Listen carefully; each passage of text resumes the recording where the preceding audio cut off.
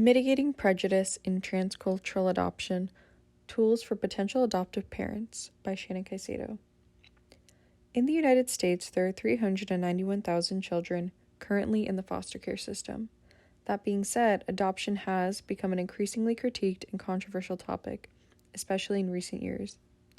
While it is easy to examine the faults and failings of the foster care system in the U.S., it becomes a bit more complex when examining the relationships between adoptive parents and adoptees. This is especially evident when it comes to transcultural adoption. Becoming a new parent requires a lot of preparation, but when a difference in culture, race, and nationality is a factor, it adds another dimension to that preparation. The tools given in this video will focus on the aspects of identity formation and fragmentation, implicit prejudice, and discrimination.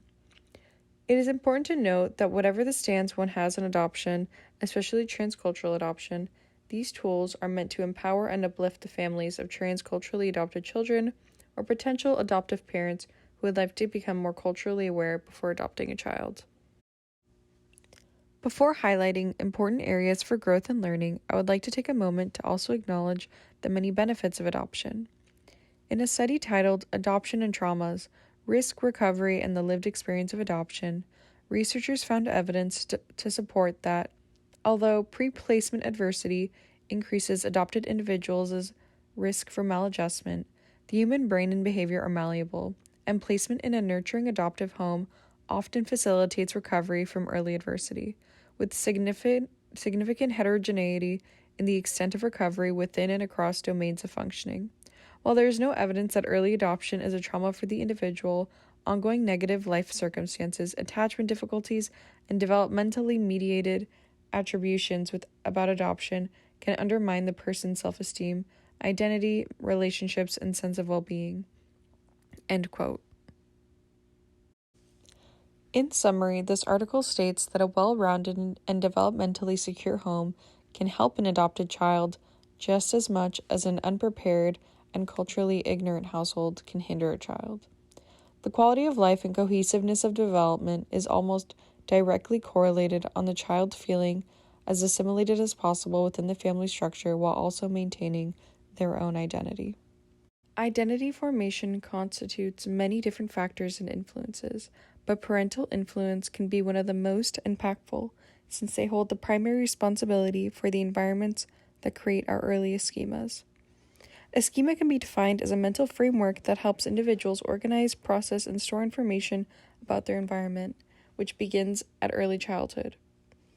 All children are influenced by their environment, but there is some evidence that adopted children interact differently in family systems than biological children.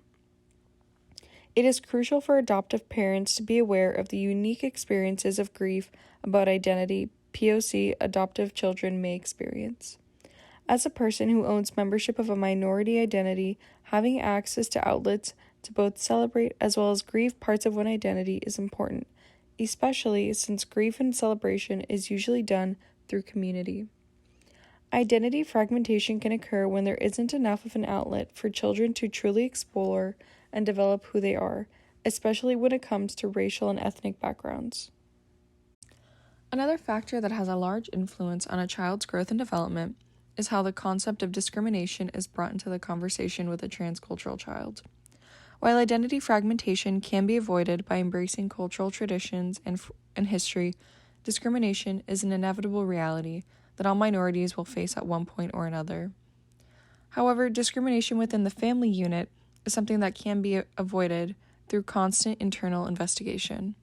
This internal investigation can also look like educating their biological children and what it means to be adopted, and what it means to hold a minority identity, to avoid an unintentional bias or implicit prejudice towards the transculturally adopted child. The discrimination as it pertains to the public sphere is definitely something that potential adoptive parents need to be aware of making their child aware of, especially a minority or POC child. It is important to be mindful that discrimination does not just happen within a void, that it is something that is taught and grown from a certain environment, so that is why having constant internal investigation about one's schemas and biases is important. Everybody holds some level of prejudice, be it conscious or unconscious, but making the extra effort to truly understand your own biases could be the difference between a transculturally adopted child feeling embraced or not. Additionally, aside from the internal investigation and learning through outside resources, listening to firsthand stories of adult adoptees can be something with huge value, as they can describe what did and did not make them feel embraced as a child. The Archibald Project is a platform where adult adoptees and families of these adoptees can share their stories firsthand. In an article written by Kelly Curry, a Korean adoptee who was adopted into a Caucasian family, shares, "My advice for people considering adoption would be to really try and understand the realities of adoption. Adoption is hard and not always the best choice for the child. If you are considering international adoption, I would advise you to find an organization who first tries to reunite children with biological family, then moves towards domestic adoption, and then, if the first two options don't work, the organization moves forward with international adoption.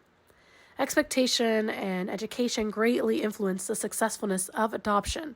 Not everyone is called to adopt, but everyone is called to act, whether that is donating your time, resources, prayer, etc. I once heard a quote, unsure of who originally said it, that has stuck with me. "The one thing worse than being called to adopt and not adopting is adopting and not being called to adopt." Due to the fact that I am an adoptee and work in child welfare /orphan /care and adoption, people assume that I am pro-adoption. I, however, would not consider myself to be so. I do believe that adoption is the best permanency plan for some children, but definitely not all. Other options should be exhausted before adoption takes place, specifically international adoption. I am a proponent and advocate of ethical adoption when and if they are needed.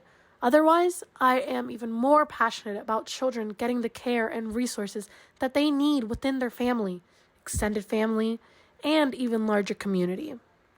an aspect of grief about a child's biological origins will always remain within the adoptive family, but harmony and integration of both biological and adoptive experiences can help to build a stronger sense of self. Making it clear that the child holds an equal space in the family is important, but so is acknowledging and normalizing their adoptive status. Potential adoptive parents can keep these tools about identity formation and discrimination in mind when learning about their child's cultural origins, as well as what their life and development will look like as an adoptee. Some further resources for parents to look into to further prepare to adopt transculturally are the Archibald Project, which provides firsthand accounts of adult adoptees, the article "Sometimes I Feel Like a Motherless Child, A Long Way from Home, Complex Adolescent Identity Formation in a Transcultural Adoption" by Sharon Kleeman Farber, and "Real Parents, Real Children, Parenting the Adopted Child" by H. Van Gelden.